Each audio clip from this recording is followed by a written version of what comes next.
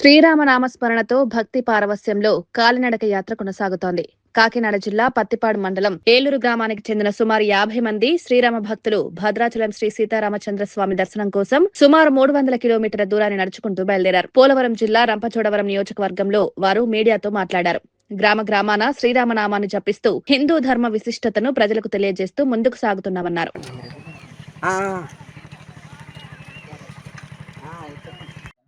జై శ్రీరామ్. జై శ్రీరామ్. కాకినాడ జిల్లా ప్రతిపాడు మండలం చిన్న ఏలూరు గ్రామం నుంచి మేము సుమారు 35 మంది బయలుదేరడం జరిగింది. నా పేరు గొంప వీరబాబు. అలాగే ఎందుకంటే మన హిందూ మతాన్ని చాటి చెప్పాలనేసి ప్రతి గ్రామం నుంచి బయలుదేరడం జరుగుతుంది. ప్రస్తుతానికి ఇప్పుడు గంగవరం గ్రామంలో ఉన్నాం. ఆ రాముడి దయ ఉంటే ఏదన్నా సాధించవచ్చు అనేసి మేము హిందూ మతాన్ని ప్రతి ఒక్కరూ గౌరవించాలి, చాటి చెప్పుతున్నాం. జై శ్రీరామ్.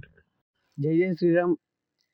కాకినాడ జిల్లా ప్రతిపాడు మండలం ఏలూరు గ్రామం నుండి 35 మంది సుమారు కాలినడక మార్గంలో భద్రాచలం అనేది నడవడం జరుగుతుంది. మన హిందూ సంప్రదాయం ప్రతి ఒక్కరు కూడా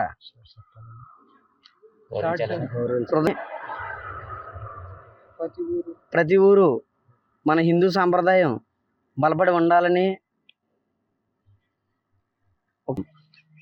మనం గ్రామానికి ప్రచారం చేస్తూ కాలినడక మార్గంలో బయలుదేరాం.